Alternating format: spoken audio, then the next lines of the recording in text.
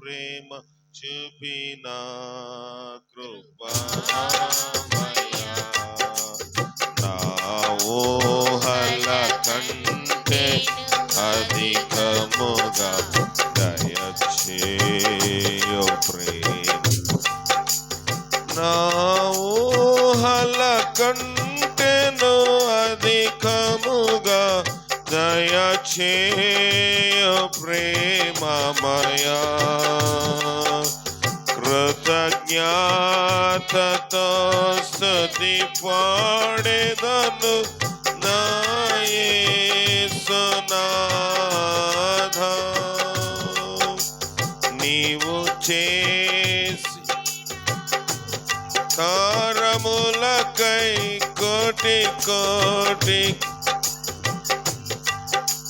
నాకై నీవు చేసిన మేళకై కోటి కోటి కృతజ్ఞతలు కోటి కోటి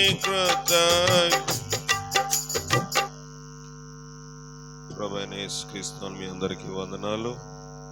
కూటమి ఏర్పాటు చేసిన సహోదరులు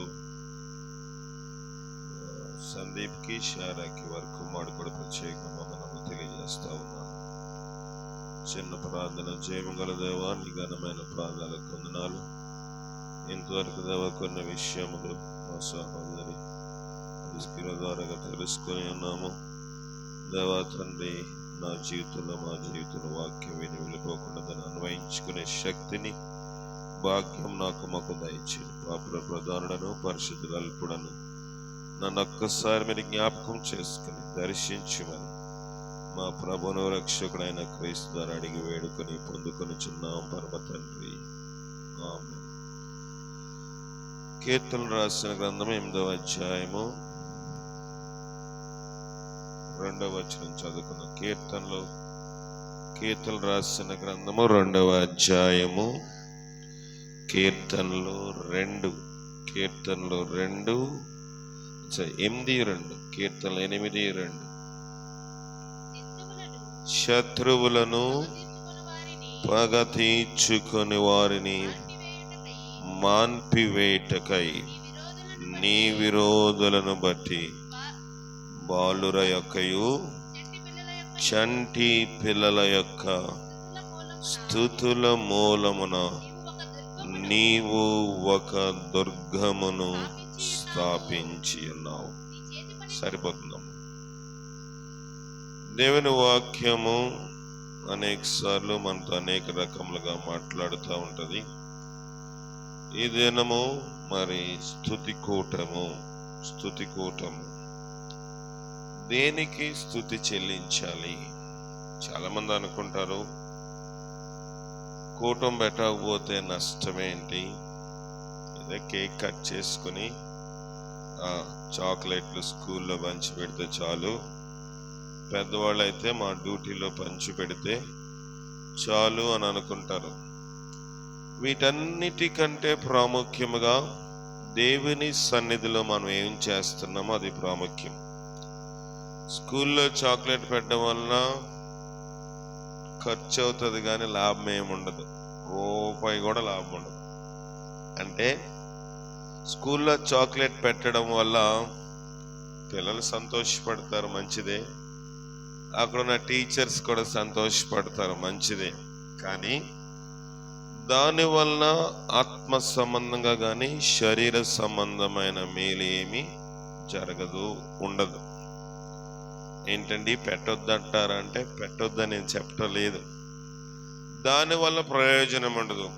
డ్యూటీలో లేకపోతే ఇరుగు పొరుగు వారికి సాధారణంగా మంచి కూర వండుకుంటే మన కూర టేస్ట్ ఎలా ఉందో పక్కోళ్ళు కూడా చెప్పాలని మనం కూడా 2 ముక్కలు తగ్గించుకొని పక్కోడికి పెడతాం కదా.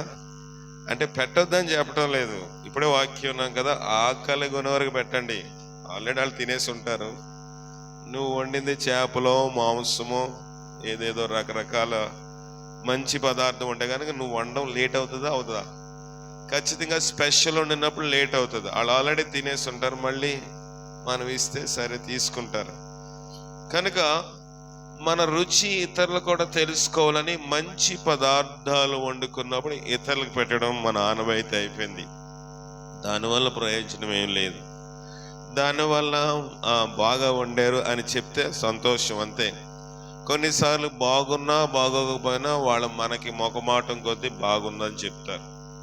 మన స్వీయ సంతోషము కోసము, అంటే మన సొంత సంతోషము కోసం కొన్నిసార్లు ఇతరులకు పెడతాం. కానీ ప్రభు ఏమన్నాడంటే నా నామమున ఎంతంట గిన్నెడు చన్నీళ్ళిచ్చువాడు ఖచ్చితంగా ఫలము పొందుతాడు అని మీతో నిశ్చయంగా అంటే ఇంక దాంట్లో తిరగలేదు. చన్నీళ్ళిస్తే దేవుని నామమును బట్టి, దేవుని ప్రేమను బట్టి, దేవుని ప్రేమ మనలో పరిపూర్ణం అవ్వాలి. మొట్టమొదటిగా మనం అనుకుంటున్నాము ఇది చేస్తే బాగుంటుంది, ఇది చేస్తే బాగుంటుంది. కనుక పుట్టినరోజు అంటే సాధారణంగా చిన్నపిల్లలకు గుర్తొచ్చేది ఏంటంటే కొత్త బట్టలు. ముందుగానే 4 రోజుల ముందు నుంచే వాళ్ళు స్కూల్లోనో పక్కలతో డ్రమ్ వేస్తారు నా పుట్టినరోజు. ఒకవేళ మన పుట్టినరోజు చేసుకున్నప్పుడు మనతో ఉండే ఫ్రెండ్స్ కొంచెం అటు ఇటుగా అనుకో, అయితే నీకు చాక్లెట్ ఇవ్వను అని బ్లాక్మెయిల్ చేస్తారు. బాలుడు హృదయము నరుని హృదయం వాని బాల్యం నుండి కేవలము చెడ్డది. ఇది లోక సంబంధమైన తంతు. మనము కూడా ఈ లోకంలో జీవిస్తున్నాం కనుక ఇది చేస్తున్నాం. దాన్ని నేను తప్పు పట్టడం లేదు, కానీ దాన్ని వద్దు అని నేను చెప్పటం లేదు. కానీ సరే, మనుషులు సంతోషపెట్టడానికి మన పుట్టినరోజు మనమే సంతోషపడి, కానీ ఇతరుల కూడా సంతోషం పంచుకోవాలని, మన పుట్టినరోజు అని వాళ్ళకి తెలియాలని మనం ఇలాంటి కార్యక్రమాలు చేస్తాం. కానీ భక్తుడు దావీదు అంటున్నాడు, స్తుతి రావాలి. దేనికోసం అంటే గత కాలమంతా దేవుడు నిన్ను కాపాడాడు, గత కాలమంతా దేవుడు నిన్ను రక్షించాడు, గత కాలమంతా ఆరోగ్యం ఇచ్చాడు. గ్రాటిట్యూడ్ అంటారు, కృతజ్ఞత భావము. దావీదు ఎక్కువగా కృతజ్ఞత గురించి అనేక పర్యాయములు లేఖనములో మనకి గుచ్చి చెప్తా ఉంటాడు. కృతజ్ఞత భావం ఎప్పుడు వస్తుంది అంటే, కొన్నిసార్లు మనకి బాగా బలహీనమైపోయినప్పుడు అనిపిస్తుంది, మళ్ళీ నాకు ఆరోగ్యము తిరిగి వస్తుందా, ఏం తినలేకపోతున్నాను, నోట్లోనికి ఏది తిన్నా సగించట్లేదా, సగించట్లేదా, ఇంపుగా ఉండటం లేదు. మీరేమంటారో తెలియదు, ఇక్కడ ఇంపుగా ఉండటం లేదు, తినబుద్ధి కావట్లేదు, ఎప్పుడు తింటానో అని అనిపిస్తుంది.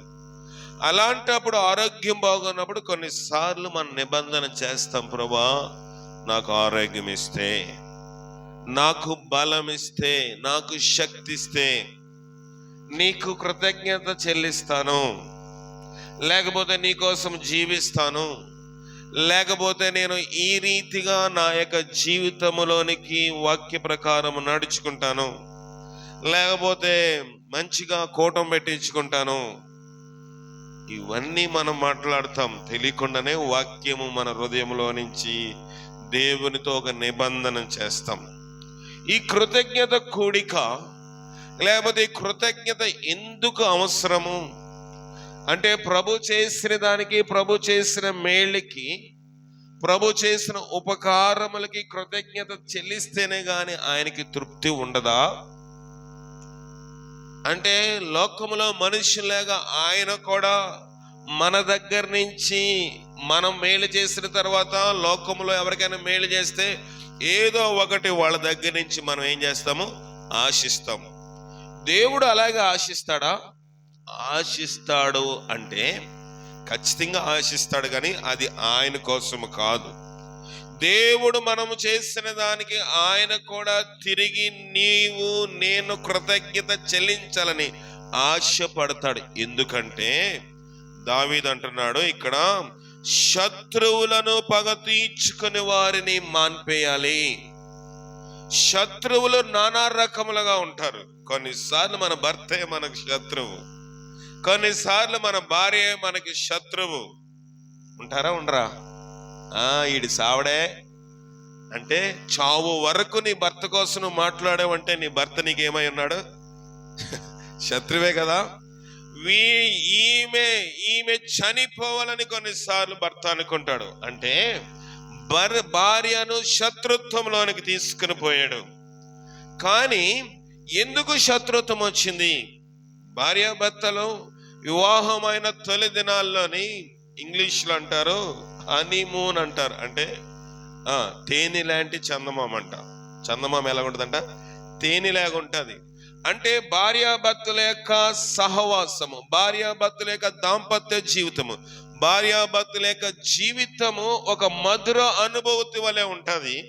క్రమేపీ అంటే దినములు గడిచే కొలది వారిలో ఆ ప్రేమ అన్యోన్యత ఏమైపోతుంది? తగ్గిపోతుంది. దేని వల్ల తగ్గిపోయింది? బైబిల్ అంటున్నాడు, అక్రము విస్తరించుట వల్ల అనేకుల ప్రేమ చల్లారిపోయింది. అక్రమము వచ్చింది. అది ఏ రీతిగా అయినా దాంపత్య జీవితంలో క్రమము కానిదాన్ని అక్రమం అంటారు. అంటే లోకములోనే టీవీ 9లో మీరు చూడండి, ఒక గాడిద బొమ్మ వస్తుంది మధ్యలో, వార్తల మధ్యలో. దాని అర్థం ఏంటంటే వాడు ఆ గాడిదని చూపించి కట్నం అడిగిన వాడు గాడిద అంటాడు. అంటే ఇప్పుడు భర్త గాడిద అనే కదా అని అర్థము. అంటే తీసుకున్నవాడు గాడిద అని అక్కడ ఇండైరెక్ట్ గా వాడు నోటితో చెప్పలే, ఒక గాడిద బొమ్మ చూపించి కట్నము తీసుకుంటే సాంఘిక నేరము, సోషల్ డిసార్డర్. అది సాంఘిక నేరము. దాన్ని తీసుకున్నవాడు గాడిద. నా మాటలు కాదు. ప్రముఖ టీవీ ఛానల్లోని గంటకి మధ్యలో ఒక చిన్న బొమ్మ చూపిస్తాడు, గాడిద బొమ్మ. అంటే ఎప్పుడైతే కట్నము అడుగుతా ఉన్నాడో, కట్నము ఆశిస్తా ఉన్నాడో, వాడి స్వభావము, గాడిద స్వభావము, అక్రమము ఉందని మనసులోని, అక్రమము ఉందని మనసులో. నీకు సాధారణంగా మనము లోకంలోని ఎవరైనా ఒక అత్త కానివ్వండి, మామగారు కానివ్వండి, ఏదైనా ఇస్తే తీసుకోవడంలో తప్పేమీ లేదు. ఎందుకంటే వారి బిడ్డను మన దగ్గరికి పంపిస్తున్నారు, చేస్తున్నారు. ఇక ఆ రీతిగా బైబిల్లో కూడా ఇస్సాకు, నీకు వివాహము కావాల్సి వచ్చినప్పుడు ఇస్సాకు ఇంత కట్నము తెమ్మని ఎలియాజరుకి చెప్పలేదుగా. ఎలియాజరు కొన్ని బహుమతులు ఇచ్చాడు, వాళ్ళు కూడా ఇచ్చారు, తీసుకుని వచ్చేసారు. కానీ అక్రమము ఇంత కావాలి. ఇంట్లో మీరు ఏదో ఫ్రిడ్జ్ కొనుక్కుంటారు, టీవీ కొనుక్కుంటారు, ఇల్లు కట్టుకుంటారు. ఇప్పుడు డబ్బులు లేవనుకోండి, ఎక్కడికి వెళ్ళాలంట? మీ అమ్మ ఇంటికి వెళ్ళి, పుట్టింటికి వెళ్ళి తీసుకురాకపోతే రావద్దు. ఏంటి అంటారు దీన్ని? అక్రమము. డబ్బు మీద మనసు కేంద్రీకరించబడినప్పుడు అక్రమం ఉంటుంది. దానివల్ల క్రమేపీ ప్రేమ చల్లారిపోతుంది. ఇంకా కొన్నిసార్లు అక్రమం ఎలాగొస్తుంది అంటే, భార్యాభర్తల మధ్యన కొన్నిసార్లు అక్రమం ఎలాగొస్తుందంటే, మొదటిగా నాకు పెళ్ళి అయిపోయింది అనుకోండి, నాకు ఒక తమ్ముడు ఉన్నాడు అనుకోండి. ఇప్పుడు నా భార్య కొంత తెచ్చింది అనుకుందాం. తెచ్చిన తర్వాత ఇప్పుడు మా మరదలు కూడా తెచ్చింది. మా భార్య కన్నా ఎక్కువ తెచ్చింది అనుకోండి, నా అదృష్టం ఎక్కడ ఉంటది? చూడు, ఆమె ఎక్కువ తెచ్చుకుంది, నువ్వు కనీసం తేలేదు, నేను తెమ్మని అడగట్లేదు కదా. కనీసం తేలేదు, నేను తెమ్మని అడగట్లేదు, కనీసం ఇంట్లో పనులైనా సరిగా నువ్వు చేయట్లేదు. క్రమేపీ ఏమొస్తుంది తెలుసా? అక్రమం వచ్చేస్తుంది. అంటే వాళ్ళు తెచ్చుకున్నారని నీ దృష్టి వాళ్ళ యొక్క వస్తు సంపదన, డబ్బు మీద వెళ్ళినప్పుడు నీకు కూడా లోపల అనిపిస్తుంది ఏంటంటే, అంత కట్నము, అన్ని కానుకలు, అంతసారి నా భార్య తేలేదు అని. అక్రమము ఇదంతా. అక్రమం విస్తరించుడు చేత అనేకులు ప్రేమ ఏమైపోయింది? చల్లారిపోయింది. కనుక ప్రేమ ఎప్పుడైతే లేదో, మన వాక్యం ఏంటన్నా కదా, ప్రేమ ఎప్పుడైతే లేదో కృతజ్ఞత భావం మనకు ఉండదు. ఇక్కడ మనకి శత్రువు ఎప్పుడైతే ప్రేమ తగ్గిపోయిందో, ఇంట్లోని భార్యాభర్తలు ఏమైపోతున్నారు? శత్రువులు. ఉదయం లేచి ఏదైనా వార్త చూద్దామంటే పలానా ఆయన పలానా భార్యని ఏం చేశాడు, చంపేశాడు. పలానా ఆయన పలానా భర్తని చంపేసింది. భర్త కోసం చెప్పాను. ఇప్పుడు భార్య కోసం చెప్పాలంటే పలానా ఆమె పలానా ఆయనతోటి ఒక అక్రమ సంబంధము. అక్రమ సంబంధాలు ఈ దినాల్లో బహు ఎక్కువ అయిపోయి. ఎందువల్లంటే మనుషులకు దేవుడు ఒక వ్యవస్థను ఏర్పాటు చేశాడు. ఆరంభ దినాల్లో, జాగ్రత్తగా వినండి, ఆరంభ దినాల్లో దేవుడు మానవుడికి పని లేకుండా చేశాడు. ఎందుకు తెలుసా మీకు? దేవుడు మానవుడికి పని లేకుండా చేశాడు. అంతకుముందు మానవుడికి పనులు లేవు.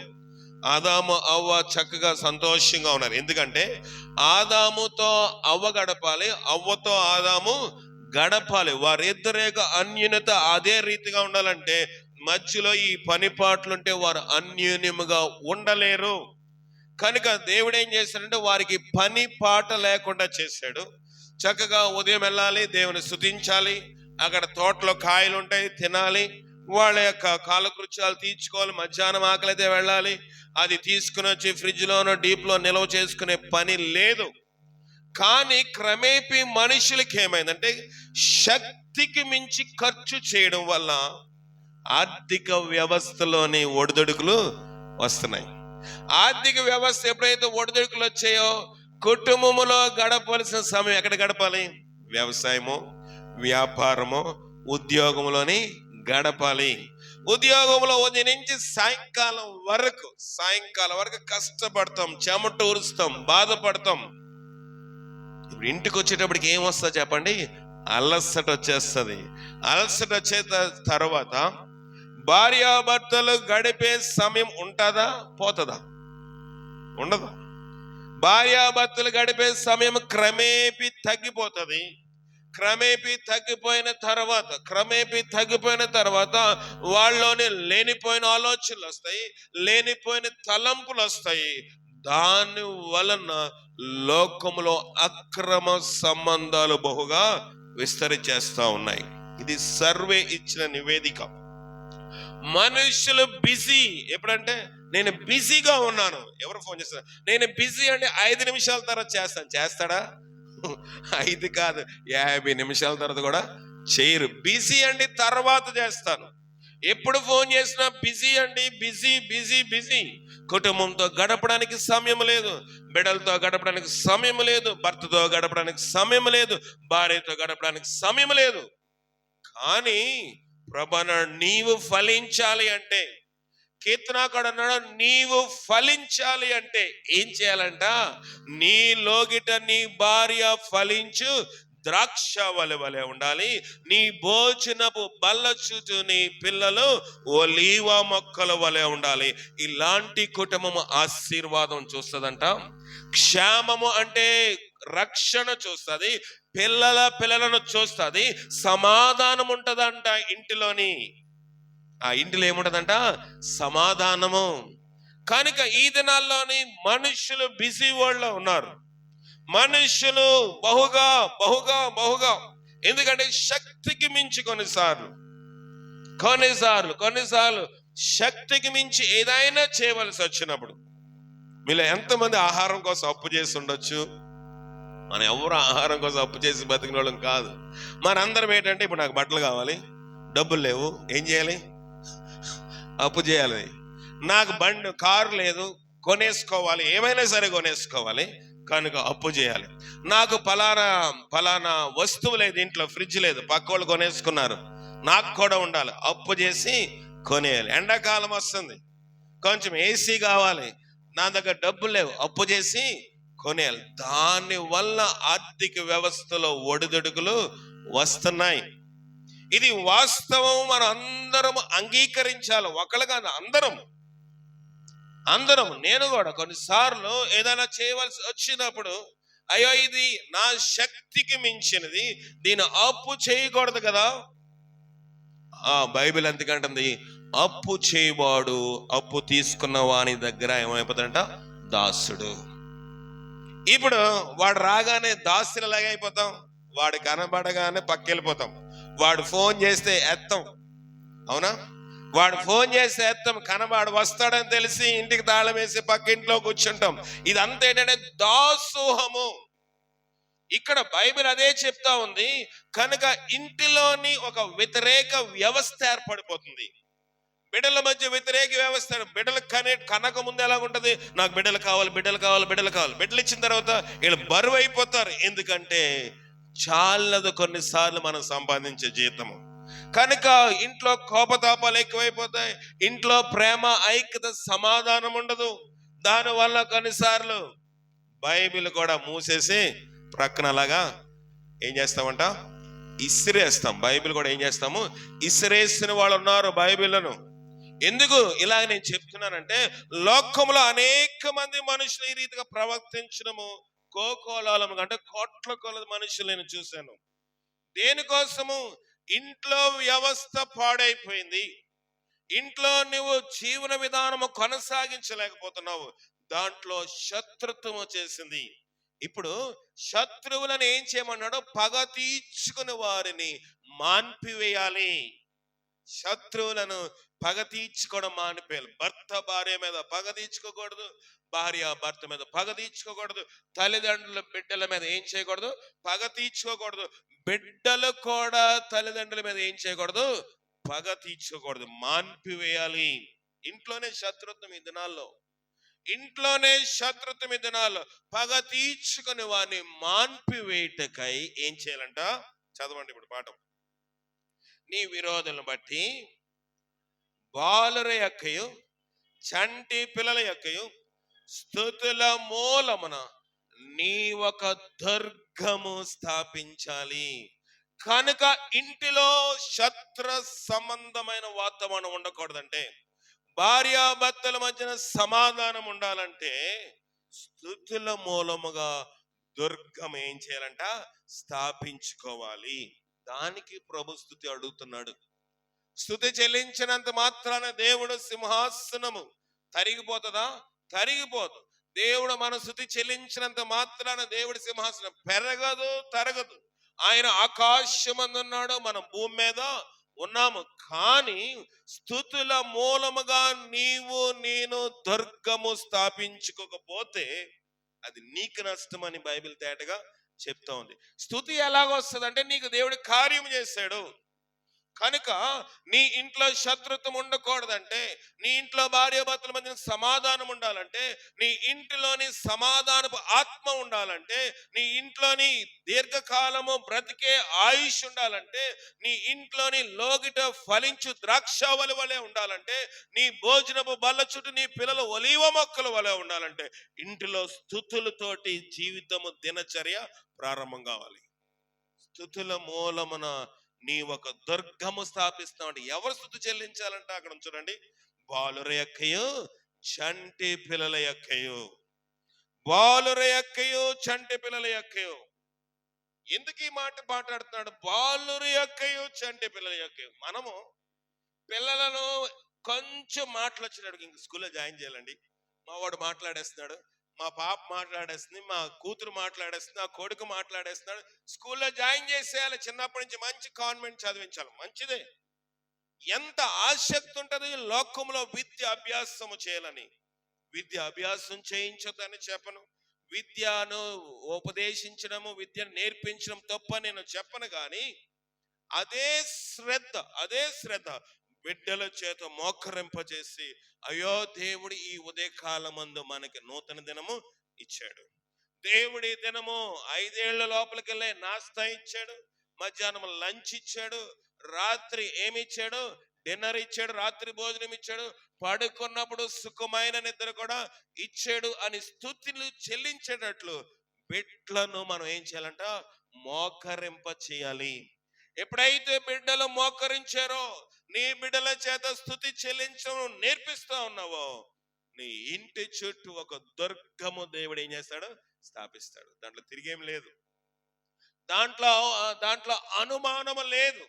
కనుక ఇక్కడ మనం ఈ వాక్యం చూస్తున్నప్పుడు ఈ కుటుంబానికి మాత్రమే కాదు, మనము కూడా మన బిడ్డలకు ప్రార్థన చేయ నేర్పించాలి.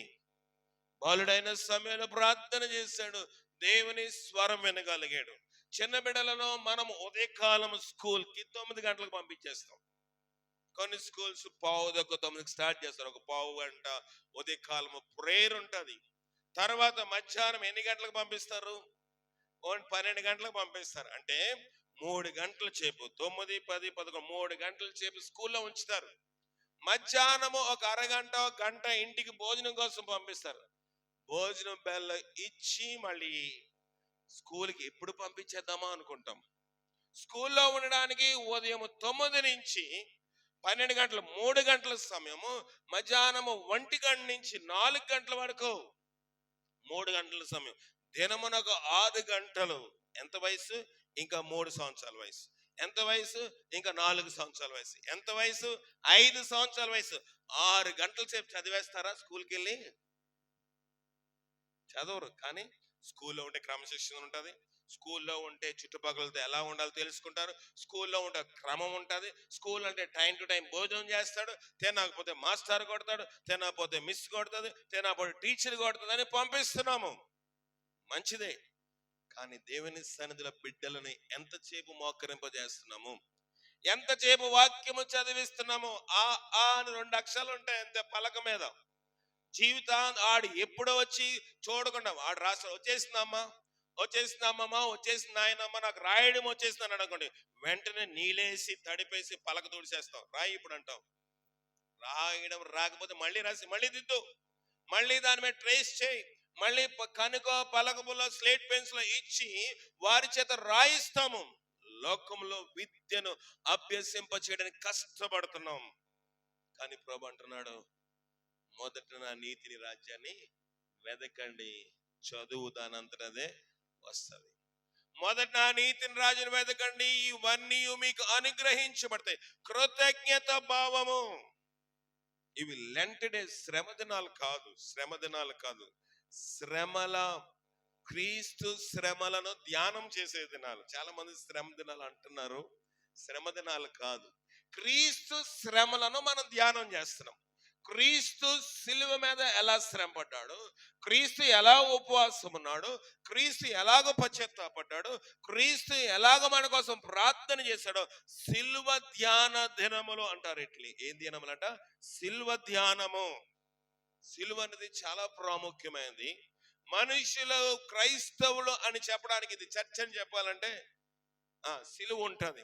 సిలువ అనేది మనం పూజించట్లేదు, ఒక సింబల్, ఒక రిప్రజెంటేషన్, ఒక గుర్తు. సిలువ మీద ఆయన ఎక్కాడు, ఆయన జయించాడని. కనుక సిల్వ ధ్యాన దినములు, లెంట్ అనగా వసంతము. అంటే వసంతము అంటే మీ బసం బుధవారము ఆ బుధవారంలో అని చెప్పాను. వసంతము అనగా చిగురించు కాలము. భక్తిలోని మనకి కొన్నిసార్లు అలవాటు ఆచారం అయిపోతుంది కనుక కొన్ని దినములు ప్రభుతోటి ప్రత్యేకముగా గడిపే దినము. ఉపవాసం అంటే భోజనం మానేయడం కాదు, ఉపవాసం అంటే భోజనం మానేసి ప్రార్థన చేయడం కాదు. ఉపవాసం అనగా దేవునితో దగ్గరగా జీవించడం, దేవునితో దగ్గరగా జీవించడం. కనుక దేవునితో దగ్గరగా జీవించాలంటే మన సమయం ఇవ్వాలి. దాంట్లో ప్రాధాన్యమైనది భోజనం. కనుక భోజనం కట్టేద్దామన్నారు ఎవరు? పెద్దలు. ఉపవాసం అనగా ఉపాము అనగా దగ్గర, వాసం అంటే నివాసము, దేవునితో దగ్గర నివాసాన్ని ఉపవాసం అంటారు. కనుక ఉపవాసం అనగా భోజనం మానేయడం కాదు. భోజనం మానేయడంలో కూడా ఉపవాసంలో ఒక భాగం మాత్రమే. చాలా మంది అనుకుంటారు ఇవాళ భోజనం చేయలేదు కనుక ఉపవాసము, అది నిరాహార దీక్ష అవుతుంది. ఉపవాసం కాదు. ఉపవాసం అనగా దేవునితో దగ్గరగా జీవించాలి. కనుక దేవునితో సమయం గడపాలంటే పనులు మానేసుకోవాలి. బట్టలతో కూడా మానేయాలి ఆ దినం. లేకపోతే ఎక్కువగా లోక సంబంధమైన పనుల్లో మనం కాలం గడపకూడదు. లోక సంబంధమైన వాటితోటి మనం కాలం గడిపితే మనం ఎక్కువ సమయం ప్రార్థన చేయలేం. గనక కొన్ని పనులు మానేసుకోమన్నారు. ఆ దినములో ఉపవాసంలో ప్రాముఖ్యమైనది ఏంటంటే భోజన పదార్థాలు మానేయడం. ఎందుకంటే ఇప్పుడంటే మనకి మిల్లు ఉన్నాయి, ఇప్పుడంటే మనకి వెంటనే రెడీమేడ్ బియ్యం దొరుకుతుంది. ఆ రోజులు అలా కాదు. ఇంట్లోని గానుగలు, స్టోరేజెస్, కొట్ల గదులు ఉంటాయి. వాళ్ళు ఏ రోజు ధాన్యం ఆ రోజు బయటికి తీసుకుని దంచి అప్పుడు దాన్ని బాగు చేసుకుని చెరిగి అప్పుడు వంట వండేవారు. ఒక పూటంతా వంటకే వాళ్ళకి సమయము అయిపోయేది. కనుక ఈ పని మానేద్దాం. ఇప్పుడు వంట పని మానేస్తే చాలా సమయం కలిసి వస్తుంది కనుక ఉపవాసంలో ప్రాముఖ్యమైనది ఆహారము. కనుక రెండవది, ఆహారం ఎందుకు మానేశారంటే ఉపవాసం చేసినప్పుడు ఆహారము కడుపు నిండగా తింటే ఏమవుతుందంటే నిద్ర అవస్థ, బద్ధకం వస్తుంది. త్వరగా లెగలేము, త్వరగా లెగలేము. ఒకవేళ లేచున్నా నిద్ర అవస్థ, ఆవులింతలు వస్తాయి, పడుకోవాలనిపిస్తుంది. ప్రార్థనలో ఎక్కువసేపు మోకరించలేము, ప్రార్థనలో ఎక్కువసేపు చేయలేం. గనుక ఆహారం మానేస్తే కడుపు తేలిగ్గా ఉంటది గనుక, నిద్ర రాదు గనుక, మనము మోకరించి ప్రార్థించడానికి అనువుగా ఉంటది కనుక ఆ ఉపవాసములో ప్రాముఖ్యమైన భాగము ఆహారముగా ఆ దినములో పెద్దలు ఇంకా క్రైస్తవ సమాజము నియమించింది. కనుక ఉపవాసము మనం చేస్తా ఉన్నాము. కనుక మన పని పాటలు చేసుకుంటూ ఉపవాసం ఉంటే ప్రయోజనం లేదు. అందుకే మన సహవాసంలో నాయకులు దానిలయ్య గారు ఈ సహవాసం స్థాపకులు ఏం చేస్తారంటే, ఉపవాసం పగలుంటే కుదరదు. ఎందుకంటే పగలు మనం ఏదో పనిలో ఉంటాము, ఎవరో ఒకరు వస్తారు, ఖాళీగా కూర్చుంటే మనకి ఏదో ఒక పని ఉంటుంది కనుక రాత్రి కాలంలో నియమించారు. ఎందుకంటే రాత్రి ఎక్కువ పని ఉండదు కనుక మనం ఎక్కువ సమయము దేవునితో గడపొచ్చు, త్వరగా పని ముగించుకుని ఉండొచ్చు, తర్వాత ఇతరులతో మాట్లాడే అవకాశం తక్కువ ఉంటది. ప్రార్థన చేసుకుని పడుకుంటే దేవుడు స్వప్నములు కూడా, దర్శనాలు కూడా ఇస్తాడు. గనుక రాత్రి కాలమందు ఉపవాస ప్రార్థన చేయటము మనకి పెద్దలు నిర్ణయించారు. కనుక ఈ రీతిగా ఉపవాస ప్రార్థనలో కొన్ని క్రమములు మనం పాటిస్తూ ఉన్నాం. మీరు ఎలాగ చేస్తున్నారు, మీ అనుకూలతను బట్టి, మీకు దేవుడిచ్చిన శక్తిని బట్టి మీరు చేస్తా ఉన్నారు. ఇది నిశ్చయముగా చేయాలని నియమం ఏమీ లేదు. కానీ కొన్ని ఆహార అలవాట్లు కూడా కొంతమంది మానేస్తారు అన్నట్లుగా ఇప్పుడే మనం విన్నాం కదా. కొన్ని ఖచ్చితంగా చేయాలని ఎక్కడ కూడా రాసి లేదు, ఎక్కడా కూడా ఇది ఖచ్చితంగా చేయాలని లేదు. కొంతమంది మాంసాహారం మానేస్తారు, ఎందుకంటే అది ఖచ్చితము కాదు. మాంసాహారము ఎక్కువగా తింటే బద్ధకం ఉంటుంది, మాంసాహారం ఎక్కువగా తింటే శరీర కోరికలు ఉంటాయి, మాంసాహారం ఎక్కువగా తింటే కోపం వస్తుంది. కనుక ఏం చేస్తారంటే కొంతమంది మాంసాహారం ఈ 40 రోజులు తినేస్తే నా కోపం కొంచెం తగ్గించుకోవచ్చు, కొంచెము నా శరీర కోరికలు తగ్గించుకోవచ్చు, కొంచెం బద్ధకం పోతుంది, కొంచెం ఎక్కువ సమయం పడుకోవడం తగ్గుతుంది. కనుక మాంసాహారం కూడా మానేస్తే బాగుంటుందని చాలా మంది కొన్ని నిర్ణయాలు తీసుకుంటున్నారు. కానీ ఖచ్చితంగా మాంసాహారం మానేస్తేనే ఉపవాసం కాదు, ఖచ్చితంగా ఆ కింద పడుకుంటేనే ఉపవాసం కాదు. మంచం మీద పడుకుంటే ఎక్కువ టైం నిద్ర వస్తుంది, పరుపు మీద పడుకుంది వేరు, నేల మీద పడుకుంది వేరు. కనుక మంచం మీద పడుకుంటే ఎక్కువ సమయం నిద్ర వస్తుంది కనుక కింద పడుకోవచ్చు, అంతేగాని కింద పడుకుంటేనే ఉపవాసం కాదు. లేకపోతే చన్నీళ్ళు చేస్తే కొంచెం ఒళ్ళు చురుగ్గా ఉంటది, రక్త ప్రసరణ బాగా జరుగుతుంది. కనుక దాని వల్ల ఏంటంటే చురుగ్గా ఉండడానికి చన్నీళ్ళు చేస్తారు. కానీ చన్నీళ్ళు చేస్తేనే ఉపవాసము కాదు, చెప్పులు వేసుకోకపోతే ఉపవాసం కాదు. ఇవన్నీ కొన్ని నియమాలు ఏంటంటే ఖచ్చితంగా ఇది చేస్తేనే ఉపవాసం. నువ్వు ఉపవాసం ఉన్నప్పుడు మాంసం తినేస్తావు, అయితే ఉపవాసం కాదంటారు కొంతమంది. నువ్వు కింద పడుకున్నావు ఉపవాసం కాదంటారు, లేకపోతే నువ్వు తెల్లబట్టలు వేసుకోవద్దు ఉపవాసం కాదంటారు. ఇవి కాదు.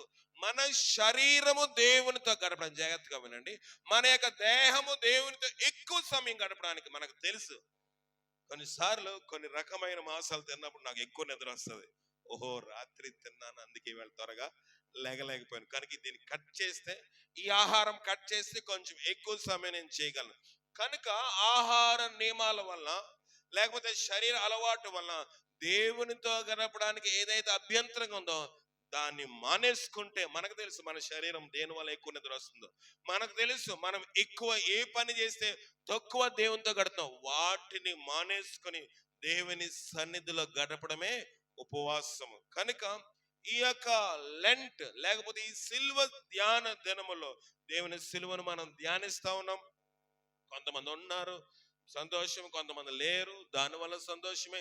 కానీ మనము దేవునితో ఎంతవరకు గడుపుతానది ప్రాముఖ్యం. నేను ఉపవాసం ఉండి దేవునితో నేను టైం గడపలేదు అనుకోండి, ఉపవాసం వల్ల ప్రయోజనము లేదు. కనుక నేను ఉపవాసం ఉన్నప్పుడు దేవునితో ఎక్కువ సమయం గడపాలి. కనుక ఈ దినముల్లోని, ఈ కాలము, ఈ యొక్క లెంట్, ఈ యొక్క దినముల్లోని, ఈ యొక్క సిల్వ ధ్యాన దినముల్లోని దేవునితో గడపడానికి పెద్దలు నిశ్చయించారు. దాన్ని కంపల్సరీ అని ఎక్కడ కూడా బైబిల్లో లేదు, ఇది ఖచ్చితంగా చేయాలని లేదు. చేస్తే అది మనకు ఉపయోగపడుతుందంటే, చేస్తే దేవునితో దగ్గరగా ఉండగలుగుతున్నాము, దేవునితో ఎక్కువ సమయం గడపగలుగుతుంటే చేయడం సంతోషదాయకమే, ఆరోగ్యదాయకమే. కానీ మనం ఉపవాసం ఉండి మనం ఆహారం అనేసి ప్రార్థన చేయకపోతే దానివల్ల ప్రయోజనం లేదు. కనుక ఇక్కడ ప్రార్థన చాలా ప్రాముఖ్యమైనది. స్తుతుల మూలమున నీవు ఒక దుర్గమును స్థాపించి ఉన్నావు. కనుక మీరు ఎందాక వాక్యం చెప్పామంటే నేను అందుకే ఆపాను. ఎందుకంటే ఈ దినాల్లో మనకు వాక్యం కన్నా ఏది ఇంపార్టెంట్? ప్రార్థన. ఉపవాసం ఉన్నప్పుడు ప్రార్థన చాలా ప్రాముఖ్యమైనది. అట్టి ప్రార్థన మనం అనుగ్రహించి స్తుతుల మూలంగా ఒక దుర్గమును స్థాపించి విరోధులను పగ తీర్చుకున్నాం. చుట్టుపక్కల వాళ్ళు కానివ్వండి, ఇంట్లో వాళ్ళు కానివ్వండి, బంధువులు కానివ్వండి, అత్తమామలు కానివ్వండి, ఎవరి దగ్గర మనకి విరోధమైన భావం ఉండకుండా ఉండాలంటే స్తుతుల మూలంగా ఒక దుర్గమును మనము స్థాపించుకో. అట్టి దుర్గం మీ కుటుంబానికి మనకి అనుగ్రహించి కాపాడునుగా ప్రార్థన చేసుకుందాం. జీవం గల దేవా, నీ ఘనమైన పాదాలు కొందనాలు. నీ సహాయం మాకు దయచేయండి. ఈ యొక్క దేవ తండ్రి, రాత్రికాల సమయంలో నువ్వు ఇచ్చిన వాక్యమికై నీకు వందనములు. నీ వాక్య ప్రకారం నడుచుకునే భాగ్యం నాకు మాకు దయచేసి మన వాక్యం 30 60 100 ఫలించే భాగ్యము నాకు మాకు దయచేయమని అనొక్కను కూడా జ్ఞాపకం చేసుకుని దీవునికరంగా మేలుకరంగా కుమారుడిని మనుషుల దైన దేవుని దైన వద్దెలు కుమారుడిగా చేయమని మా ప్రభును రక్షకుడైన క్రీస్తు ద్వారా అడిగి వేడుకుని పొందుకుని చిన్నాం పరమ తండ్రి. ఆమేన్. పరమ తండ్రి అయిన దేవుని యొక్క ప్రేమ, కుమారుడైన యేసుక్రీస్తు వారి యొక్క కృప, పరిశుద్ధాత్మిక సవాసం ఇప్పుడు ఎల్లప్పుడు సదా మనకి తోడైండి నడిపించి కాపాడను గాక. ఆమేన్. అందరికి వందనాలు. మరి కేక్ కటింగ్ చేద్దాం.